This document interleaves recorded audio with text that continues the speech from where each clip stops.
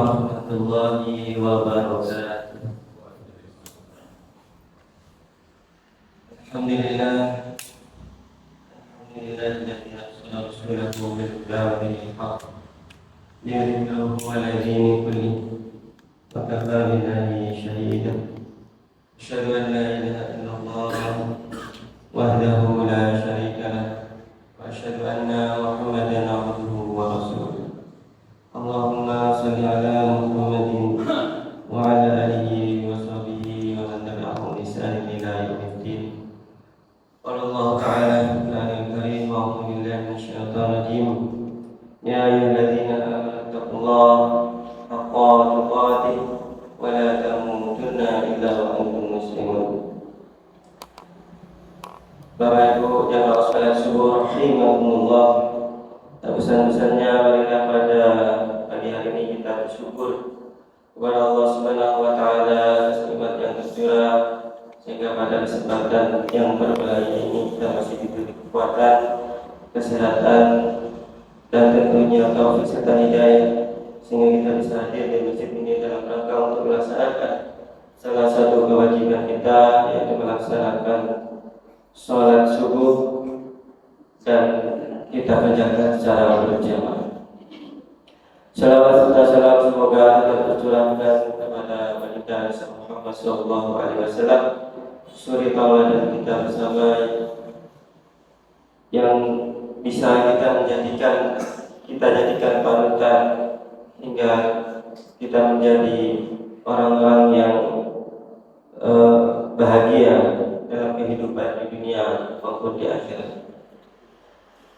Bapak Ibu jamaah salat subuh rahimakumullah, pada kesempatan pada hari ini, pagi ini, kami akan membawakan hukum yang berjudul tentang hubungan antara dosa dan bencana yang menimpa umat manusia, sebagaimana yang telah diterangkan oleh Allah Subhanahu wa taala di dalam Al-Qur'an Karim, di dalam surat Ar-Rum ayat 41. Allah Subhanahu wa taala berfirman, a'udzu billahi minasyaitonir rajim, dhaharal fasadu fil bahri wal bahri bima kasabat aydin nas liyudhiqahum ba'dal ladzi 'amilu la'allahum yarji'un.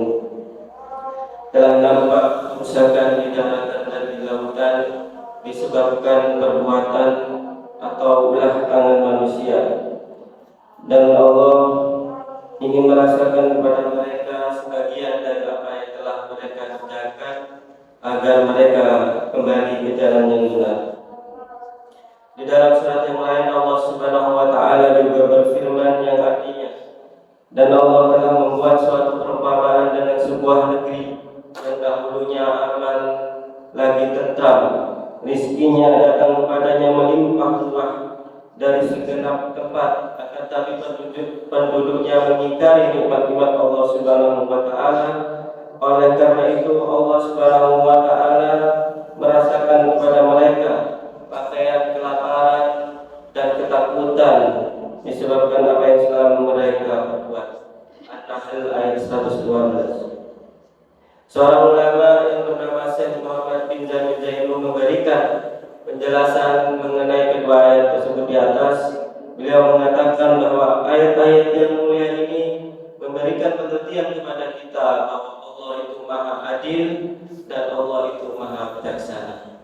Allah tidak akan menurunkan bala, tidak akan menurunkan musibah atas suatu kaum kecuali karena penduduk negeri itu telah melakukan pelanggaran terhadap ajaran agama Islam.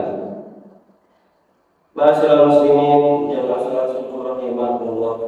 Akan tetapi kebanyakan manusia memandang bahwa berbagai macam musibah yang menimpa itu hanya dilihat dari sisi logika berpikir yang bersifat rasional, terlepas dari tuntunan wahyu ilahi.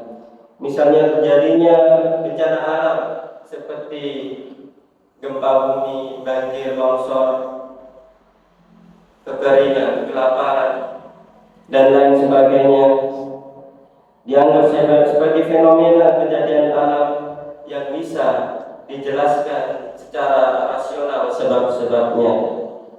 Demikian juga dengan krisis yang berkepanjangan yang menimbulkan berbagai dampak negatif dalam kehidupan bermasyarakat, sehingga masyarakat tidak merasakan kehidupan yang aman, kehidupan yang tentram dan sejahtera.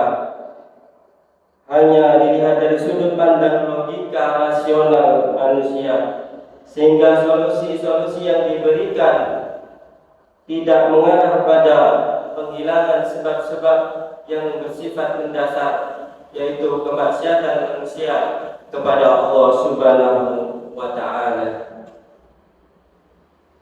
Jamaah salat subuh yang dirahmati oleh Allah Subhanahu wa Ta'ala, marilah kita lihat di keadaan di sekitar kita, bagaimana macam praktik kemaksiatan itu terjadi, baik itu terbuka maupun tertutup, dan itu merata di tengah-tengah masyarakat.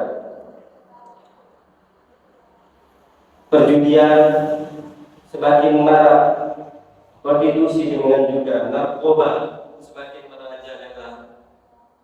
Pengedar narkoba sekarang itu anak-anak sudah mengedarkan narkoba. Apalagi di zaman yang penuh digital, di zaman disrupsi digital teknologi pada saat ini, segala kemaksiatan bisa diakses karena kemaksiatan sudah dilakukan secara masif dan profesional.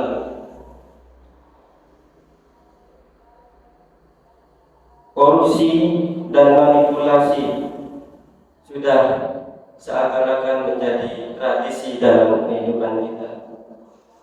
Pertanyaannya sekarang, mengapa segala kemungkaran bisa terjadi merajalela di tengah masyarakat yang mayoritas muslim ini? Jawabnya adalah karena tidak ditegakkannya kewajiban yang agung dari Allah Subhanahu wa Ta'ala, yaitu amal ma'ruf nahi munkar secara serius oleh individu maupun oleh pemerintah sebagai institusi yang paling bertanggung jawab dan mampu untuk memberantas segala macam kemungkaran. Karena pemerintah memiliki kekuatan, pemerintah memiliki otoritas untuk melakukan, meskipun kewajiban awal ma'ruf nahi munkar itu juga kewajiban sebagai individu muslim, sebagaimana yang disabdakan oleh Rasulullah sallallahu alaihi wasallam, man ra'a minkum munkaran falyughayyirhu bi yadihi, fa in lam yastati' fa bi lisanihi, fa in lam yastati' fa bi qalbihi, wa dzalika adhaful iman. Barang siapa di antara kalian melihat sebuah kemungkaran, maka ubahlah dengan tangannya. Bila tidak mampu, ubahlah dengan lisannya. Bila tidak mampu pula, maka ubahlah dengan hatinya. Dan itu adalah selemah-lemah iman. Hadis riwayat Muslim. Bapak Ibu jemaah salat subuh rahimakumullah, kewajiban amal ma'ruf nahi munkar bisa dilakukan secara sempurna dan efektif oleh pemerintah. Hal ini sesuai dengan pernyataan Khalifah umat Islam yang ketiga, yaitu Utsman bin Affan radhiyallahu anhu. Beliau mengatakan, sesungguhnya Allah Subhanahu wa Ta'ala mencegah dengan sultan atau kekuasaan apa-apa saja yang tidak bisa dicegah dengan Al-Quran. Apabila kewajiban amar ma'ruf nahi munkar itu tidak dapat dilaksanakan dengan sebaik-baiknya, maka sebagai akibatnya Allah akan menurunkan bala. Allah akan menurunkan azab secara merata, baik kepada orang-orang pelaku maksiat maupun tidak. Hal ini diterangkan oleh Rasulullah SAW dalam sebuah hadis riwayat At-Tirmidzi. Hadis tersebut berbunyi yang artinya, demi zat yang jiwaku berada di tangannya, sesungguhnya hendaklah kalian memerintahkan kepada yang ma'ruf dan mencegah dan melarang dari yang munkar, atau Allah akan menurunkan siksa kepada kalian. Lalu kalian berdoa namun tidak dikabulkan oleh Allah Subhanahu wa taala. Jemaah salat subuh rahimakumullah. Setidaknya ada 3 pesan yang bisa kita ambil dari kultum pada pagi hari ini. Yang pertama adalah kemaksiatan manusia kepada Allah Subhanahu wa taala merupakan penyebab utama terjadinya berbagai macam musibah yang menimpa umat manusia, baik itu berupa bencana alam maupun krisis yang berkepanjangan di segala bidang kehidupan.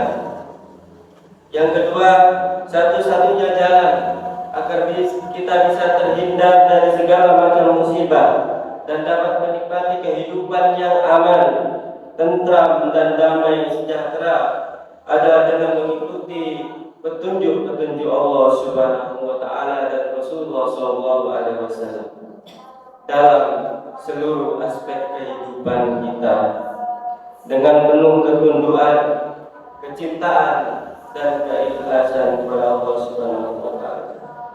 Yang ketiga, bahwa segala doa dan istighosah yang dilakukan umat Islam agar bisa keluar dari berbagai macam musibah tidak akan dikabulkan oleh Allah Subhanahu wa taala, kecuali bila kaum muslimin secara sungguh-sungguh memerintahkan kepada yang ma'ruf dan melarang segala kemungkaran.